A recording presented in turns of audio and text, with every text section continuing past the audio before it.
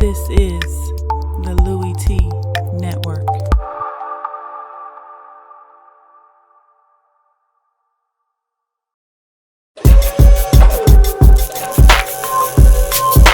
Louie T Live.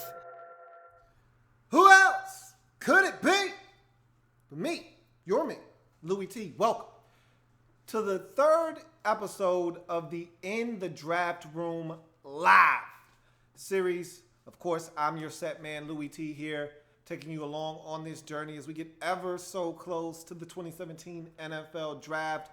We are now approaching 3 weeks away from this spring's draft, and it's shaping up to be a good one. A lot of talented football players going to be selected in the first couple of days of this draft.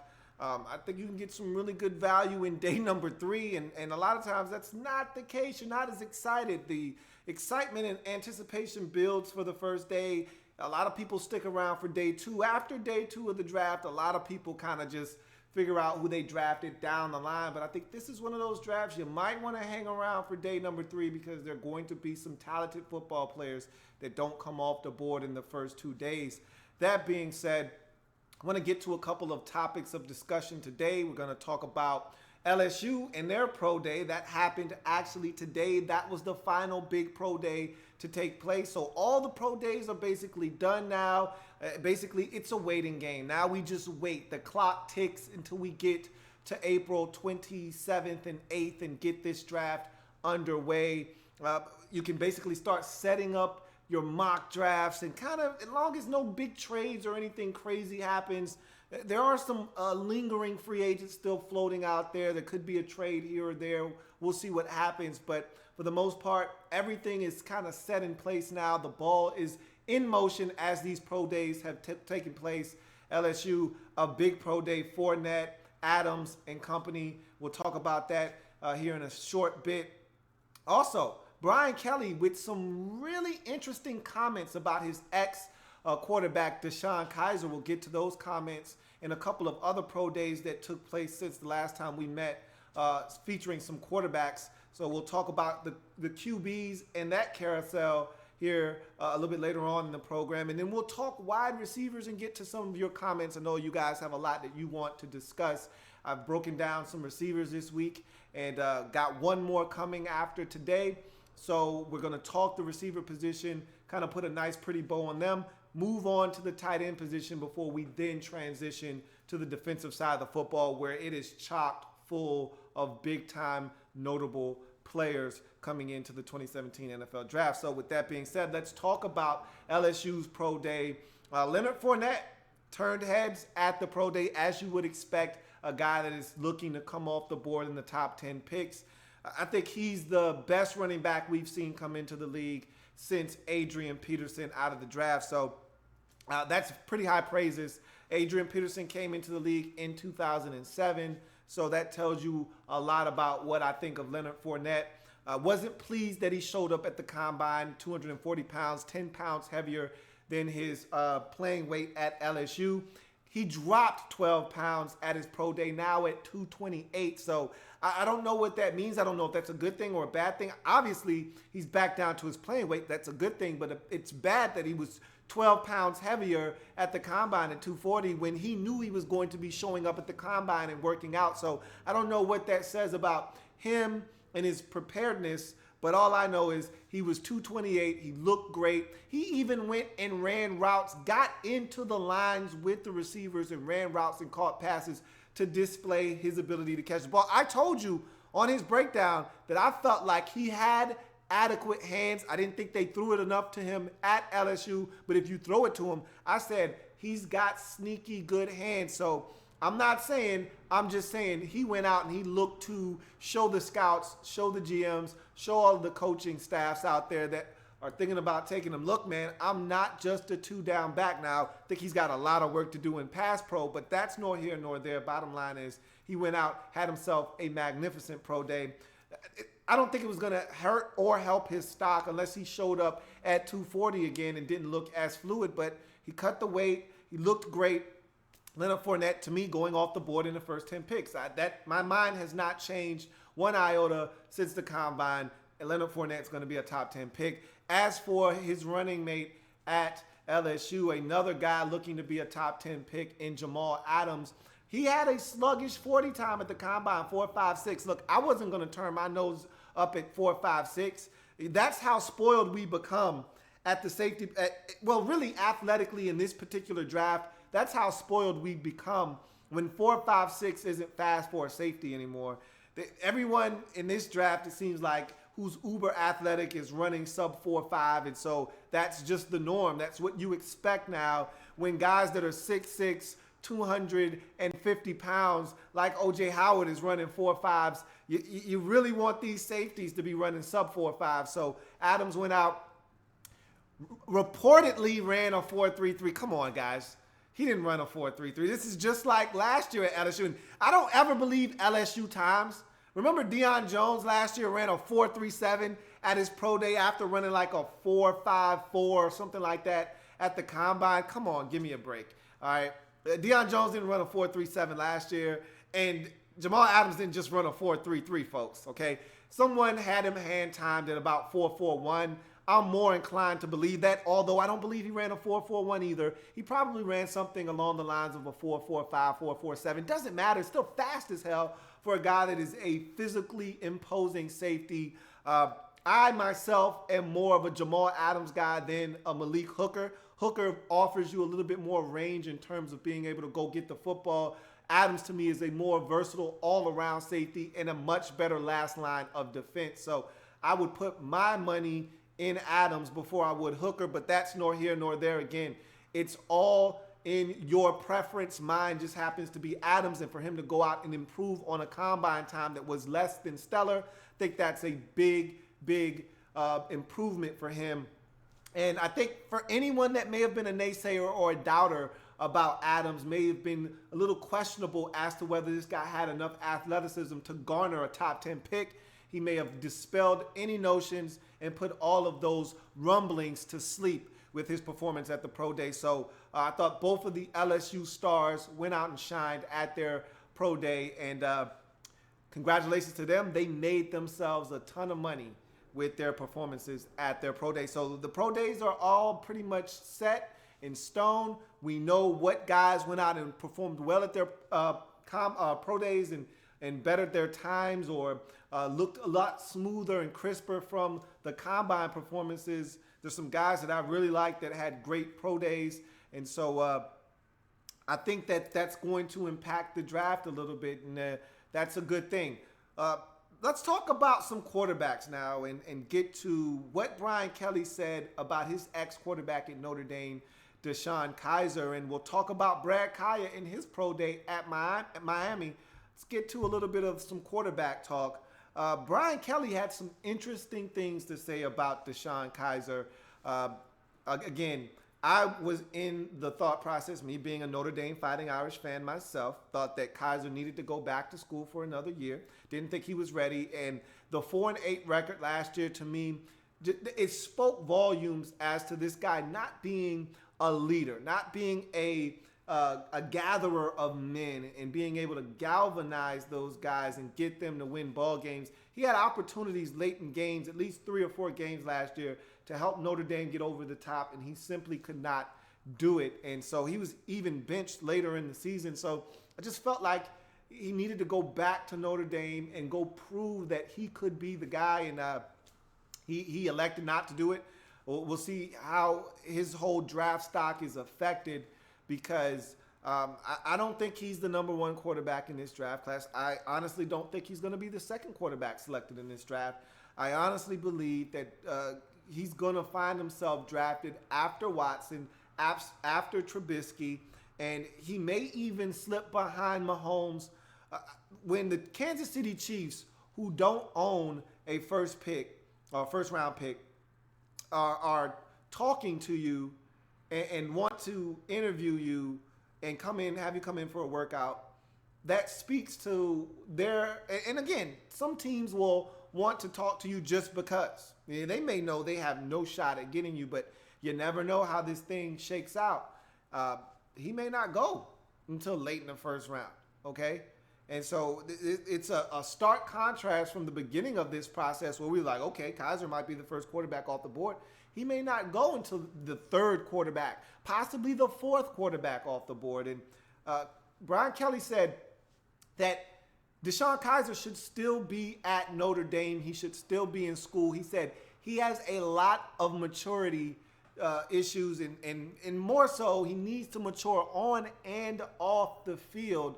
And it's not so much on the field, because I think we all feel that way about DeShone Kizer. It's the part at the end where he says he needs to mature off the field that's a little alarming, has bells and whistles going off in my head, because I felt like he didn't do enough to help this team win from a leader standpoint, from a leadership standpoint.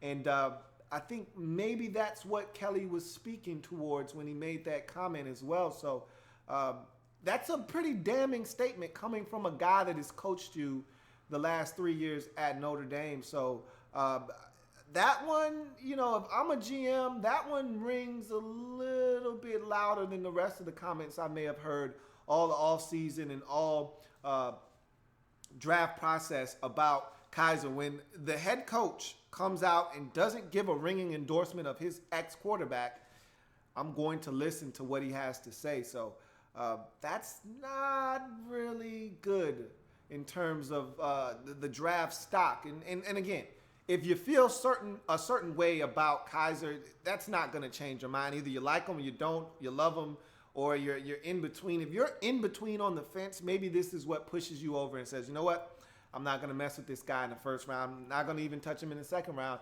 But maybe if you're on the fence and you hear Brian Kelly say this, maybe you do more homework, you do more digging, and maybe you find some things that maybe you don't like or you do like, and you say, you know what, maybe the coaching staff there wasn't right for him.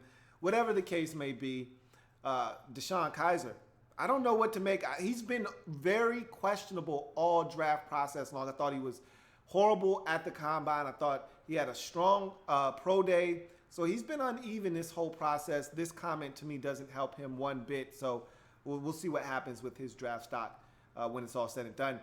Brad Kaaya had his pro day at the University of Miami out in Coral Gables. And from all reports, it went well. He looked stronger. A lot of people said arms seemed a lot more lively.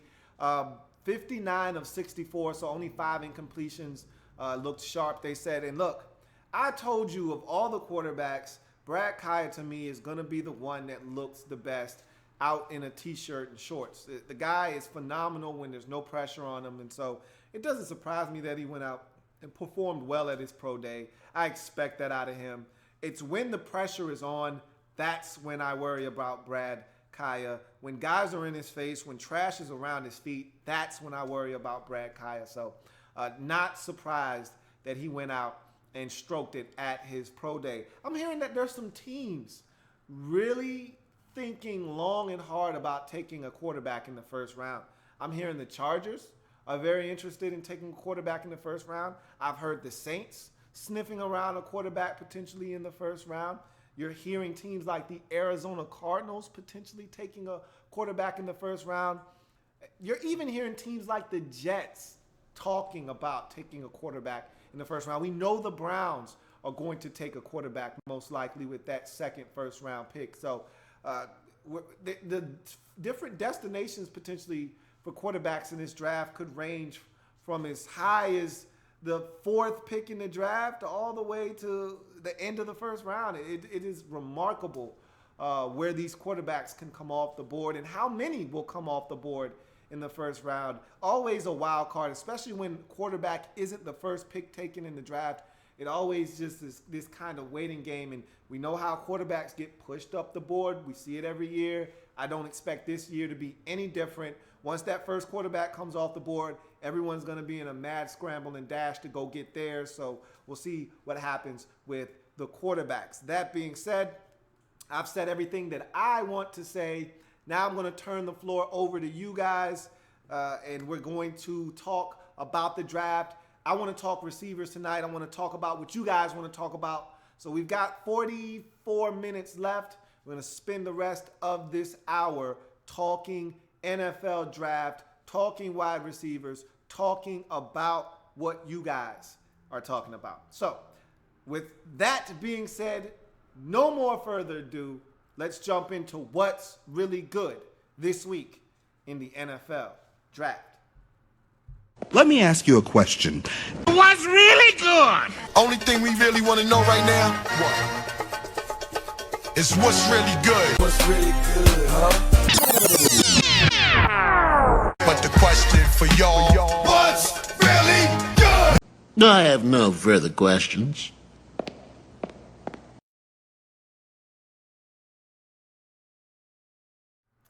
All right, so want to jump into your comments. So we're going to try to knock down as many of these things as we can, and then I'll wrap up the segment and the show talking wide receivers as we transition from receiver to the tight end position on the channel. We're going to start with my man BE, who says, what's up? What's good with you, BE? Also, my man ProTech428 says, when's the next Redskins report? I'm thinking about doing one tomorrow. We'll see if that happens. Every time I plan on doing one, the Redskins sign another player. So I've had to push it back a couple of times to kind of formulate some opinions and ideas on some of the new guys. So we'll see what happens. My man Reese says, the draft is creeping up on us. And I saw that comment that you left under one of the videos. And yes, it is getting here rather quickly. It'll be here before we know it. Minddraw says, who is the guy you got his draft stock going up a lot right now? For me, it's a guy that I'm not going to hear a lot about because he's not going to be a first-round pick. But a guy like Marlon Mack, for me, has his draft stock rising. He had a strong pro day of talking about the running back out of South Florida. And I wanted to do a breakdown on him. I just ran out of real estate and I had to move on. But he's a guy that I told you I really liked. I thought he had a really strong combine. From all reports, he had an even stronger pro day. Looks sharp, looks lean, explosive, dynamic. I said, look, everyone's not getting Dalvin Cook. But to me, he's a guy that offers you a lot of what Cook does, just in a different frame. He's a little bit taller, longer strides. Really like him, and I think he's going to be a guy that shoots up some draft boards as well. Let's see. McLovin says, and some of these comments are going past a little bit faster, so I'm not going to be able to get to all of them. Sorry about that, guys. You guys are throwing comments out there really quickly. And my man Protect just asked about Florida's pro day, and I actually wanted to talk about that, so I'm glad you brought it up. They've got a couple of linebackers who performed well. Their biggest thing is they have to stay healthy. They haven't done that throughout their careers, but if they can stay healthy, they've got a couple of linebackers that run really well, tackle well, and one of their safeties as well, Mays, actually ran really well at the pro day, and his stock is going up too as well. So a lot of athleticism coming out of the draft this year, especially in the secondary. It is amazing. First name, last name says, who do you see Corey Davis going to? Cleveland at 12. They've been taking a look at him. I don't see the Browns coming out of the first round without a quarterback, and I don't see them taking a quarterback number 1 overall. So that leaves that 12th pick being spent on a quarterback. I don't anticipate it being a receiver. So, no, I don't see them taking Corey Davis with the 12th overall pick. Protect428 says, would you take John Ross in round 1 if you're Washington, or should we go Malik Hooker? Don't know if Hooker will be around at 17, and I don't think John Ross will be around at 17 either, honestly speaking. Andrew Kim says, what's up, Lou? I got back from work. Thoughts on Timmy Jernigan trade? I actually don't know about that trade, so I can't even talk to you about that. I have no idea what you're referencing. So Michael Pryor says, thoughts on the possibility of Obi Melifonwu being drafted by the Cowboys? It'd be quite a scene to see both of those explosive, dynamic safeties out of UConn end up playing with one another again. Byron Jones, as you all know, was drafted by the Cowboys last year after his phenomenal combine. And now if Obi Melifonwu ends up in Dallas, that would be just crazy. And that guy is just a freak of nature at 6'4", 215, 4.4 flat. That guy just is amazing. So that would be something if the Cowboys ended up with Obi Melifonwu. We'll see what happens there. Michael Briggs says, Burgundy Fly got best Redskins guys on YouTube. Hey, I appreciate that. He says, can't wait for the next Redskin vid. Keep it up. Will do. I'm hoping to get that Redskin vid out sometime this week. Protect428 says, who's the best receiver in the draft? I want to say it's John Ross with that elite speed, but Mike Williams, a behemoth, bro. Like, no BS. I think it's actually Corey Davis right now. To me, he gives you the best combination. Again, we don't know how fast he actually is, but watching him on tape, he seems to have some speed, some legit speed, and he offers you the size at 6'3". He gives you a little bit of speed, I think, but again, he plays in the MAC, so I don't actually know what that means. But he's a playmaker. I'd go with Corey Davis as of right now. Let's see. Ree says, how am I doing? I'm doing great, man. Working hard, as always. Working hard. Ree says, why is Adrian Peterson getting all the press? Jamal Charles is younger and has more gas in the tank. Haven't heard a damn thing about him because he's injury prone. Okay, second surgery in as many years. You just don't know what you're going to get out of Jamal Charles at this point in his career because he just keeps getting injured. And so Adrian Peterson is more of a sure thing, even though he's older and he's himself coming off of a injury-riddled season. At least you feel more confident that Peterson can provide you with something, whereas with Charles, he's really a wild card, and I don't think a lot of people are too interested, and that's why Adrian Peterson hasn't signed either. Teams aren't interested in spending a bunch of money on a veteran running back when there are a bunch of young thoroughbreds coming out in this draft. I think neither one of those guys will find themselves signed until after the draft. One of these teams that loses out on these backs in this draft will probably end up having to go into the free agency pile and grab one of those guys out. Protect428 says, who would you take if you're the Cleveland Browns at 12? If Trubisky is there, he's a Cleveland boy. If you like him, you think he's one of the best quarterbacks, or the best in this draft. Whomever you feel like is the best quarterback, if none of the quarterbacks have been taken at that point in the draft, which I find it hard to believe, by 12 we won't have at least one, possibly upwards of two quarterbacks already selected at that point. But if none of them have been taken, you're the Browns, you take the one you like the most at 12.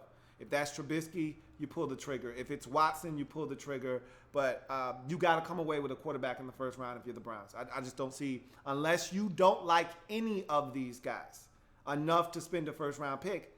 And if that's the case, then don't. It's simple. Don't. Don't reach for a quarterback just because. If you like one of these guys, you pull the trigger if they're there. If you don't, then you go to a different position. And really, at 12, best possible player on your board, you take them. I don't care what position it is. I don't care if you already have two of them. That's how you do it. If you're a good football team or you're looking to become one, you just keep stockpiling. You find ways to get guys on the field. And if the best player happens to be a corner and you feel like you're good at corner, take them anyway. If the best player is a safety, take them anyway. Maybe you already have two safeties, okay? Maybe you like Kendrick, a guy you got out of LSU in like the 4th or 5th round last year. That's fine. Take another safety. Stockpile your roster full of good football players. You've got like 9 picks in the first 3 rounds. Make them count. Or is that next year's draft? Whatever the case may be, just keep stockpiling good football players on top of good football players. Anwar Muhammad says, what position do you see the Ravens taking at 16? I think they're going to take a receiver, honestly speaking. But someone just told me that there was a trade today. Timmy Jernigan was traded, so maybe he was traded for a receiver. I don't know. But as of right now, I think receiver would be the biggest need for the Ravens right now. They need a big-time playmaker at the receiver position. They're lacking that with Steve Smith retiring. I think it's definitely a dire need for them that they need to fill at 16. After the moves they made in free agency, I think it's pretty safe to say that they've pretty much put themselves in a position where if they want to zero in on receiver, they can definitely do that after taking care of some of the holes that we thought were glaring in free agency. Protect428 says, head coaches shouldn't make negative comments about their former players. It's messed up. I mean, look, if someone asks you a question and you feel a certain type of way, I don't think I have a problem with that. I really don't. Speak your mind. Say what you feel like needs to be said. I get where you're coming from as well, though. And, you know, my thing is I just want you to tell me the truth. Don't lie to me. You know, if that's behind closed doors, you tell me the truth. And you know, to the media and to the press, you put up a front so that you don't damage that man's outward appearance to everyone else. Fine. You know, by all means, go knock yourself out. But if you're one of these guys that, you know, can't hold your tongue and you want to tell the truth, I don't have a problem with that. You know, he feels like he should be back at school. Feels like he needs to mature on and off the field. So be it. But we'll see what happens. Protect428 says, what do you think Butt and Jones will go since the injuries? I think both of those guys are going to be second-round picks, honestly. Jake Butt might fall to the third, but he's such a good tight end. I'd really hate to see that happen. That'd be a steal for someone. Jones is going in the second round, for sure. I don't see how he doesn't get snatched up in the second. I think Butt might join him as a second-round pick, the tight end out of Michigan. Protect428 says, could Mahomes be the successor to Drew Brees? I've heard they liked him, but again, you got to get to the Saints. I don't know if the Saints will be willing to pull the trigger on a quarterback knowing that Brees is still around for at least another year, possibly more, at number 11. I think they're going to wait if they're going to take a quarterback until that 32nd pick that they traded back into the first round with New England when they traded Cooks away. So hard to see them pulling the trigger on a quarterback at 11 when they've got a bunch of glaring needs that they need to fill themselves. I don't know if Mahomes will be around at 32. It's crazy because I thought Mahomes would be a guy you could get at the back end of the first round, possibly second round. I don't think that's the case anymore. I think Mahomes is going to be gone. I think people are falling in love with that man's arm, and I think he'll be gone by the time we get to the 32nd pick in the draft. So we'll see. DG Production says, Jarrett Davis is a top 3 linebacker. I think he's also a perfect fit. Falcons, fast, hard-hitting. What do you think about that young blood? Yeah. I talked about the Florida linebackers, Anzalone and Jarrett Davis, and how they both ran well, are both physical. They just have to stay healthy. If they can do that, they're going to be 2 of the top 3 linebackers, along with Zach Cunningham, to come off the board at the inside linebacker position. Of course, you've got guys like Reuben Foster, Hassan Reddick. Those guys are going to be long gone. So, the Falcons won't even get a sniff at those guys. But if you're talking about, late first into the second round, those are some names that I think will be around that the Falcons could potentially take a look at. Let's see now. Andrew Kim, my man AK, says, after watching Ravens pre-draft presser, they are intrigued with the receiver at 16. If Mike Williams is there, they will run the table for him. Also, pass rusher is an option. I really think they want a receiver at 16. If they can kill that right out of the way, out of the box, I think they would prefer to do it that way. Let's see. K. Michael says, what it do, Lou? If Peppers is the first safety, why is he PR? I don't know what you're asking me there. Re-ask that question and make it make sense. JP Lavecchio says, do you think we are going best player available since we have multiple picks? I think the Redskins are going to go best player available, but it also needs to fit a need. I don't know if they'll just take best player available. If that best player also happens to fit a need, I think that's what the Redskins will do.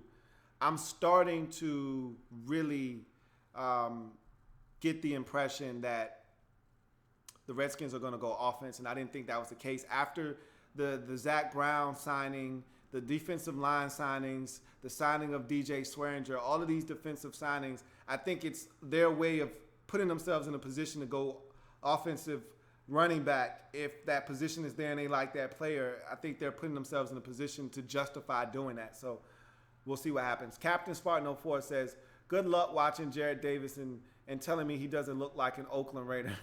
Well, we'll see about that.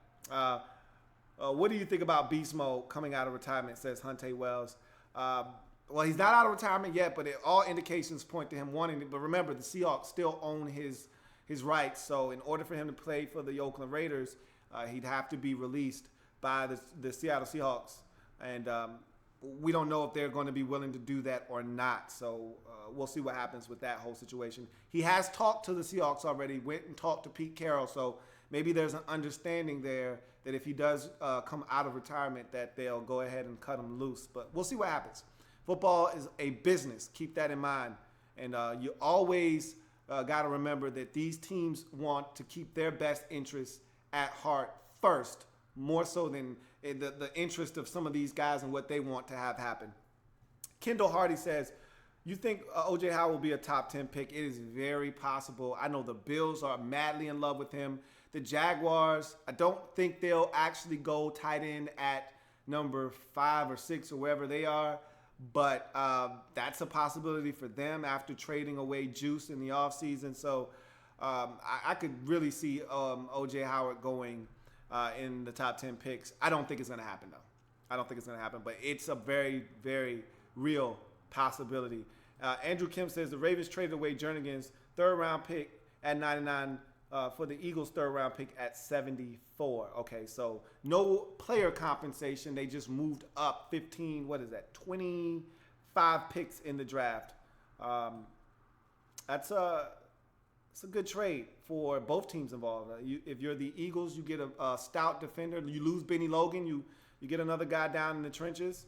And if you're the Ravens, you move up because maybe there's some guys that you think might be around it. Like I said, this is a really deep draft, so you put yourself in a position to be a little bit higher to get another guy in the draft. McLovin says, you think Quincy Wilson could fall to the Packers late in the first round?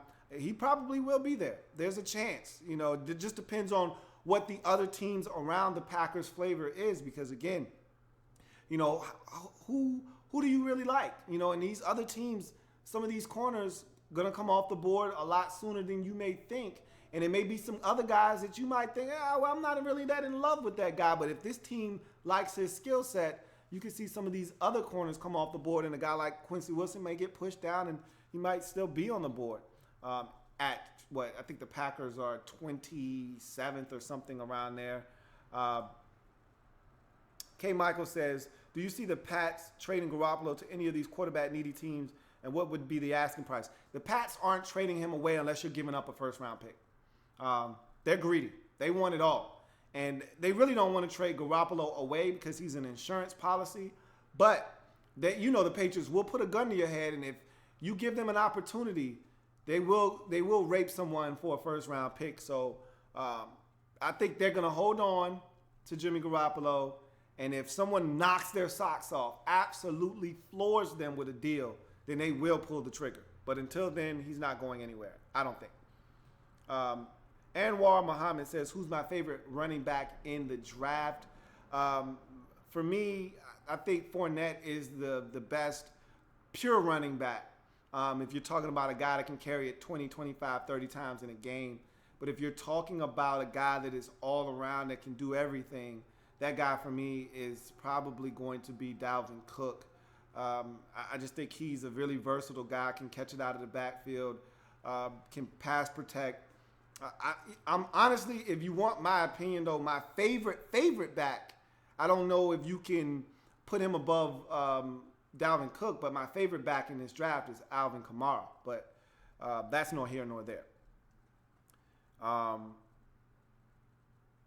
See now. Dominic Garland says he hopes the Redskins get Dalvin Cook. We'll see. I think they're putting themselves in a position to draft a running back. I really do. Reese says, watch the Texas Tech tape from Joe Mixon, Lou. First time I watched him, I was blown away. That's a hell of a tape to pop in. It's Texas Tech, though, so you got to take it with a grain of salt. I already told you that. I told you that when I broke him down. It's Texas Tech. Everybody has a career day against Texas Tech, but that was an impressive game. Probably the most impressive you'll see Joe Mixon look is in that Texas Tech game. Micah Pryor says, thoughts on the Cowboys reportedly going all in on defensive end and secondary. All but one, Juju Smith-Schuster, of their pre-draft visits have been at those positions.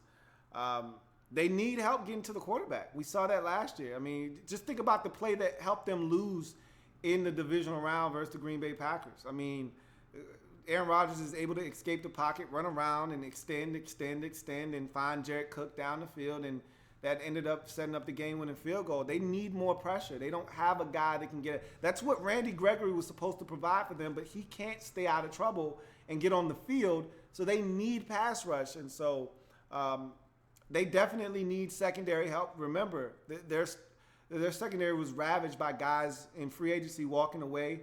Both of their starting corners from a season ago gone. So they definitely need secondary help, but they need to get to the quarterback first and foremost. So it makes a ton of sense that they're looking at those positions, and there's so much depth at both of those positions in this draft. And I think that's why they're scouting so hard, because Juju Smith-Schuster might not be around for them in the second round, so they may take him in the first, but they need to do their homework on the secondary and the edge rushers, because there are a ton of those guys, and there are going to be plenty of them left in the second round when the Cowboys come up onto the board. So we'll see what happens with them. BE says, if Jamal Adams falls to 13, do you think Arizona drafts him? Yes, he's not falling to 13, though, BE. That's a pipe dream. There's no way. After his pro day today and what he was able to accomplish, there's no way that man makes it out of the top 10. But you never know. I've been hearing rumblings and grumblings, but as I always tell you, believe half of what you see, none of what you hear, even if it's spat by me, your man Louie T, that both of the safeties, Hooker and Adams, could drop out of the top 10. I think it's highly unlikely, but again, all it takes is for a couple of guys to get pushed up, a couple of these quarterbacks to sneak into the top 10, or trade here or trade there, and all of a sudden now, guys that you thought were definitely going in the top 10, not in the top 10. So stranger things have happened. I don't see Jamal Adams falling all the way to 13, though. But if he did, he'd be a great replacement for a guy like DJ Swearinger.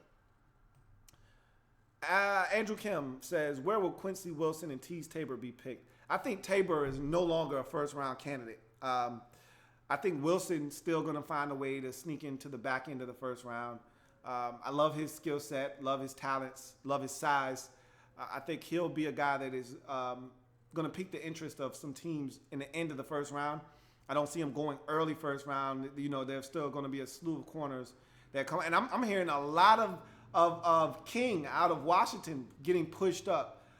Kevin King getting pushed up a lot of draft boards. This is a long, big, active corner out of Washington. You can't teach 6'3". You can't teach 200 pounds. You can't teach 4'4", 40, okay? He's got all of those things. That's Kevin King. He's intriguing a lot of those long cover 3 teams like Seattle. Kevin King is sneaking up into the first round. So, again, this is why I say you never know how the draft is going to shake out, because you may not have Kevin King on your radar, but some of these teams may have Kevin King on theirs. So it's hard to say where a guy like Quincy Wilson is going to end up, but I think he's going to still go in the first round. I think Teez Tabor, with that time, there's no way Jalen Tabor is going to be a first-round pick in my mind. Tyler Repkoff says, should teams fear Ross becoming another Tavon Austin? Maybe. They should, but I think he's a much better route runner. Remember, Tavon Austin is like 5'8", 5'9". John Ross is a legit 5'11". He's a smaller guy, but Austin is probably like a $175 soaking wet, whereas John Ross is about a solid 190. I don't know if he's going to get any bigger than that, but I think John Ross offers you a little bit more as a receiver. Austin was never that, coming out of West Virginia. He was more of a gadgety, as they call an athlete coming into the league. I think Ross offers a little bit more than just an athlete. I think he can actually play the receiver position. And I think last year at Washington, he displayed that with his numbers. And if you watch the tape, you'll see that this guy, I think he can be a little bit better than what Tavon Austin has been as a receiver in the league. DMV Pride 10 says, which top running back prospect would you think fit the Redskins offense the best? I think Alvin Kamara would. I think Dalvin Cook would. I don't necessarily think that a guy like Christian McCaffrey would, because I think McCaffrey is not the kind of guy you want toting the rock, 20 times every game. You know what I mean? I think Cook can do that. I think Kamara could do that. And both of those guys catch it as well. But we still got someone like Chris Thompson in the backfield. I just don't think McCaffrey, even though he has a unique skill set, I just don't know if he fits exactly what we want to do. But look, any of those guys, honestly, is an upgrade over what we currently have. So I wouldn't be upset over any running back that the Redskins took if they decided to go in that route at 17. DG Productions says, I know the Falcons got 2 good backs already, possibly 3, depending on how you feel about Teron Ward. But that being said, best player available is so Mixon at 31 a good pick. I think so. I don't think it would be a good pick for them. You don't need the scrutiny. You don't need another back. You've got more pressing issues if you're the Falcons. You know, there are other positions that you can attack if you're the Atlanta Falcons. I think your offensive line is getting older, and you might want to address that before Matt Ryan's on his back again, because some of those guys that you've drafted, or, you know, some of the guys you have on that line, I should say, like a Chris Chester. Chris Chester, what is he, 33, 34, 35 years old? I mean, he's a Band-Aid at best at guard. Alex Mack's probably got another 2 good years left in him, maybe, at center. Don't wait until the line deteriorates in front of your face. You got bookend tackles. You feel good about those guys. I think you need to start making sure you prepare for the future there. So I would take a look at offensive line. But best player available, definitely. I would take a look at linebacker. You know, I would take a look at pass rusher. I still think you need help there. I would take a look at interior defensive line. I think you could use another defensive lineman. So I think there are other areas of need that the Falcons could look at, still attack best player available and fit a need while doing so. Mixon, to me, would not be a good fit for the Falcons in my mind, but we'll see what happens. I don't think he's going to be selected in the first round. I just don't. Archangel says, long time, just checking in, but who do you see my Falcons getting and who should we get? And I basically just talked about that. I would attack either the trenches, offensive line, defensive line. I still think you need another pass rusher to go along with what, you know, Dwight Freeney, you don't want to ask him to come back and do it again. You love what you got out of your pass rusher out of Clemson. His name escapes me at the moment. But Vic Beasley, you love what you got out of him last year. He needs help because teams are going to start double teaming him and try to take him out of the game. So you need someone else to step up and be able to get some pressure for you. So I think pass rusher is definitely in play. I think defensive line is in play. I think offensive line is in play. Captain Spartan 04 says, Mahomes' train needs to slow down. How often do you need to throw 40 yards down the field? Look, man, a guy like him, arm talent-wise, doesn't come along very often. And so you know how teams get when they fall in love. The same thing happened with Jamarcus Russell once upon a time. We know how that went, but mentally he's in a different place than Jamarcus Russell. And I think that this is a guy that a lot of people are high on. We'll see what happens. It'll slow down enough to the point where he's not the first quarterback taken in the draft. But my mind is switched from him being a second-round pick to this guy's going to be in the first round. Now, it's just how high is he going to go and where is he going to go in my mind. So we'll see. Julie Lindy says, what do you think about the Texans quarterback situation? It's a mess. And with Romo deciding to retire, it just got a lot more complicated for the Texans. You got to draft a quarterback, I think, in the first round. And you got to hope that the guy you like is there. And look, the same thing applies to them that applied to the Browns earlier when I spoke of the Browns at 12. You don't draft a guy just because you need a quarterback. That's how GMs get fired. That's how, if Rick Smith wants to get fired, you draft a quarterback and he doesn't turn out to be the guy that you wanted. You just drafted him because you need a quarterback and to appease your fan base. That's how you get fired. If you're the Texans, you want a guy at whatever pick the Texans are selecting at in the first round, a guy that can come in and not necessarily have to start, okay? That's what you got Tom Savage for, okay? Savage can start the season off. Maybe he plays well, maybe he doesn't, but he doesn't have to be a world beater as we saw last year and the year before that with this Texans team.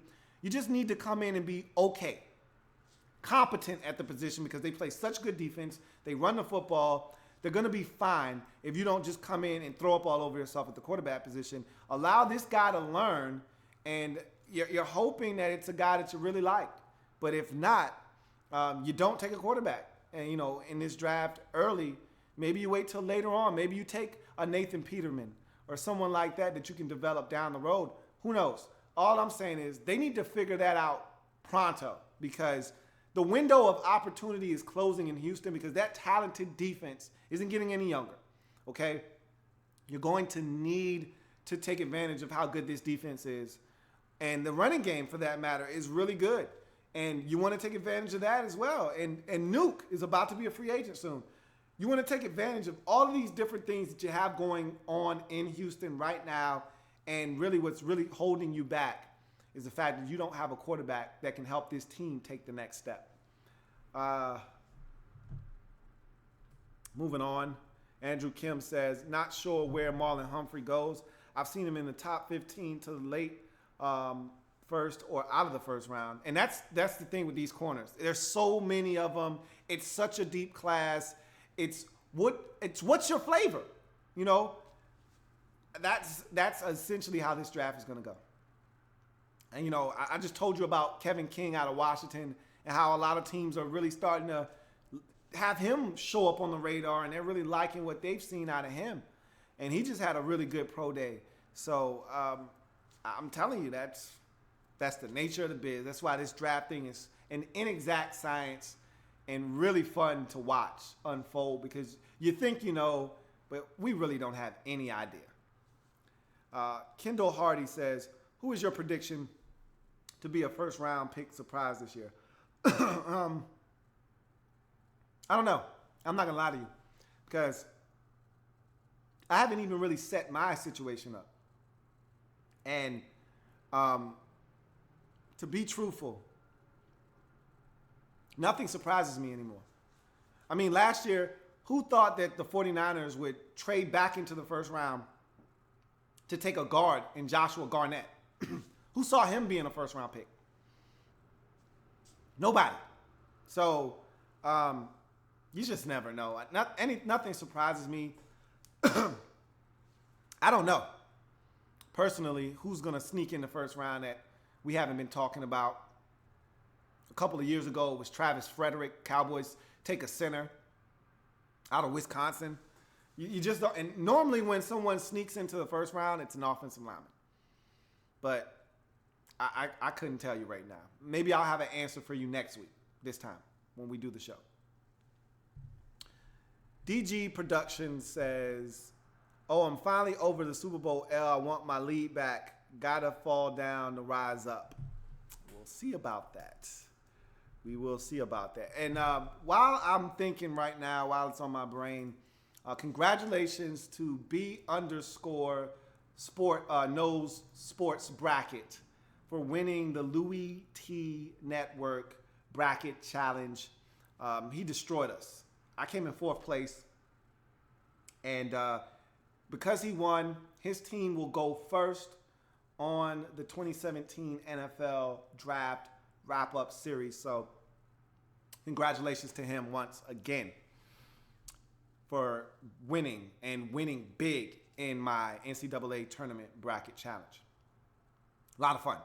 McLovin says, do you believe in TJ Watt hype as a first-round talent? That's one of those namesake picks. He's actually a good football player. Don't get me wrong. Is he a first-round pick type of linebacker?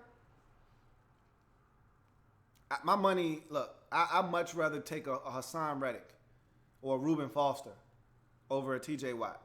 I actually like Jared Davis if he could stay healthy. But that namesake, and he balled out last year at Wisconsin. Make no mistake about it. But I think it's more of his name that has a lot of people intrigued because of the family name and the ability. There are already 2 Watts in the league, and both of them are pretty damn good players. So they're thinking, hey, if this guy's anything like his brothers, he's probably a damn good football player. So we'll see. Reese says, do you believe the Richard Sherman being traded hype? The rumors are apparently valid. Maybe they're tired of his mouth. They're listening to offers, but they're not going to trade him unless someone, much like I said with Jimmy Garoppolo and the Patriots, I'm not going to trade him unless someone knocks their socks off with a deal. Okay. They're probably looking for a first-round pick. No one's going to give them that. They may take a second, and then maybe the swapping of some picks in the draft that will allow them to move up. But I just don't see them getting a package that's going to allow them to feel comfortable moving him. But it makes sense because I've been hearing them rumored to go get Kevin King, another long 6'3" corner that's going to be a lot cheaper than Richard Sherman. And, you know, they're looking, they realize he's not old, he's 28, but he's getting up there in age. And his production, his play on the field hasn't been what it was 2 years ago. And so they understand that, and that's what the good franchises do. They move on before time is up. You know, they know before you know. If someone trades for Richard Sherman, they're probably going to get fleeced. So, and this is the wrong time and I think that's why the Seahawks are floating this around, because they know they're not going to get anything, because this draft is so deep at corner. There's so many 6'2", 6'3" corners in this draft that are actually talented. One of my favorite corners, Ahkello Witherspoon, he's not going in the first round.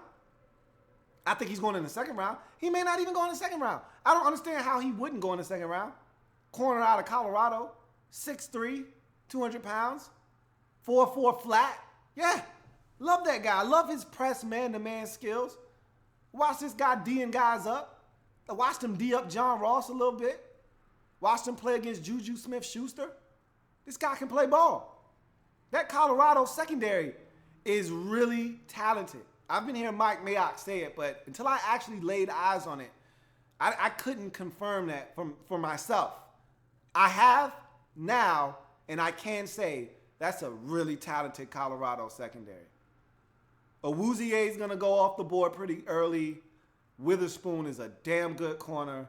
They got some guys that can play some football out there at Colorado. Let's see what else we got going on.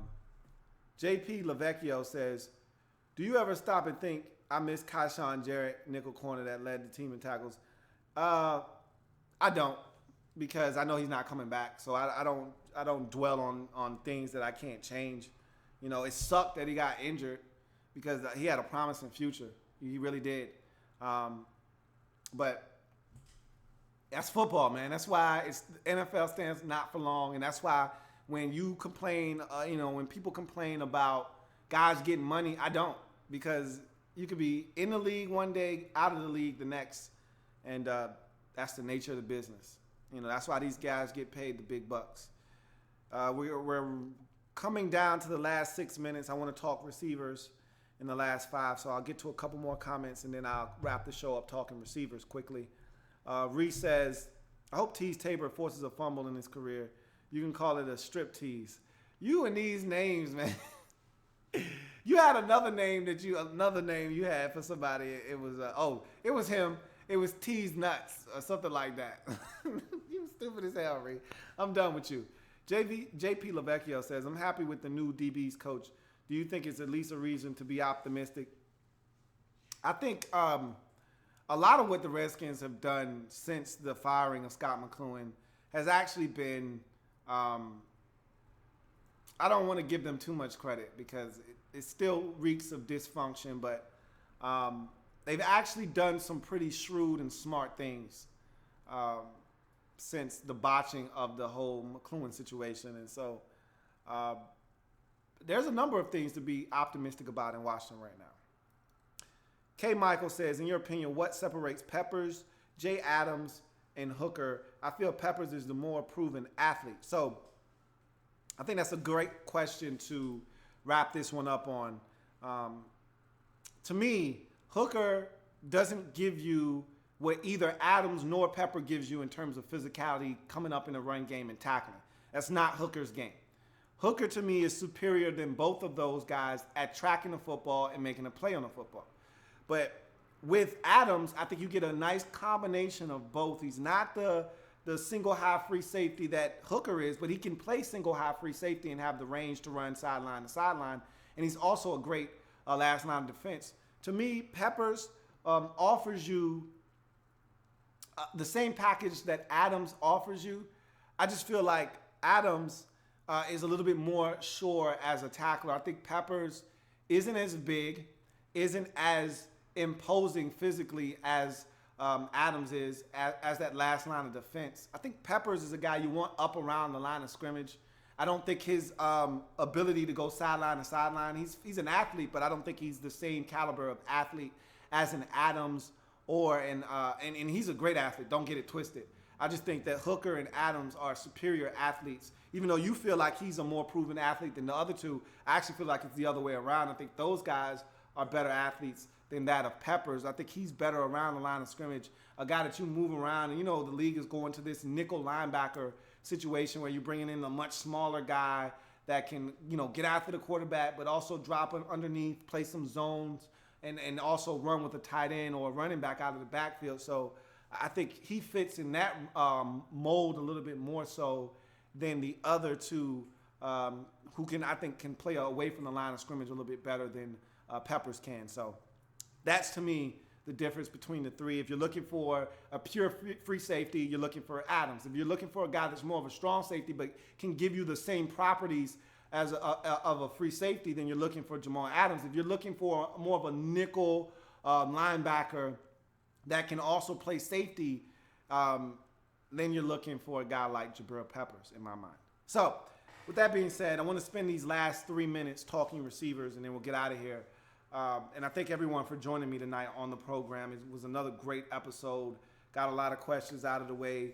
The receiver position, to me, and I broke them down this week, it's a fascinating one. I don't think it's very deep like, the defensive side of the football, or even a running back position for that matter, or the tight end position, which we'll get into next. But I think it's very top heavy, and some of the guys at the top of this draft can really help you. There's some question marks with a couple of these guys, Cooper Kupp, Zay Jones. You think but you're not sure about those guys. I feel like I'm confident in both of those guys. Juju Smith-Schuster, I'm not a fan of, but he's a guy that a lot of people are intrigued by. But I think the three guys that you can't miss in this draft for me are John Ross, Corey Davis, and Mike Williams. I would rank them in this order. Corey Davis first. I take Mike Williams second, and I take John Ross third. I love his speed. I don't think he's a natural hands catcher, but I do think he's a guy that with time will get better as a wide receiver. I think the upside on John Ross is incredible. But Mike Williams comes in day one, and if he's not the greatest route runner, so what? He's 6'4", 218. He can run the back shoulder fade all day on you, and you can throw it up, and he can climb the ladder and go get the football. He's got something you can't teach, and that's height and the ability to high point the football. And he's not slow, okay? So he can actually move. I think Mike Williams is a really safe pick. But Corey Davis, to me, is the one guy out of that group that I think is a game changer. The type of guy that you can throw the football to on an 11-yard over route, and he can make two guys miss and turn it into a 71-yard touchdown. And I don't think anyone else has that ability aside from John Ross. But again, I think he's got some technical things to work on, route running, and those sort of things. And I think it's going to be fascinating crop of receivers, and I think it's going to be very top heavy. But I think that the top three guys are going to be day one, year one impact guys that we're going to be looking back at this draft and saying, man, these guys came in and had an immediate impact. It wouldn't shock me if some of the other guys that I referenced, Cooper Kupp, Zay Jones, Juju Smith-Schuster, if one of those other guys or two of them emerge. But I just don't see – and there are a couple of slot guys that I love. Ryan Switzer out of North Carolina is a guy that I think can help your football team from the slot. So there's some other guys, some other options depending on what you're looking for in this draft. It should be an interesting wide receiver crop. That is for sure. That's going to do it for me here on Louie T Live in the draft room, episode number 3. If it happens in the National Football League, whether big or small, we cover it all here on the Louie T Network. Come back and join me next time as I continue to break down the NFL draft, wall-to-wall coverage of the 2017 NFL draft as it is vastly approaching. Stay tuned in to this network as I will continue to release Draft Prospects 101 series videos. I will see you next time. Thank you for joining me. Have a good one.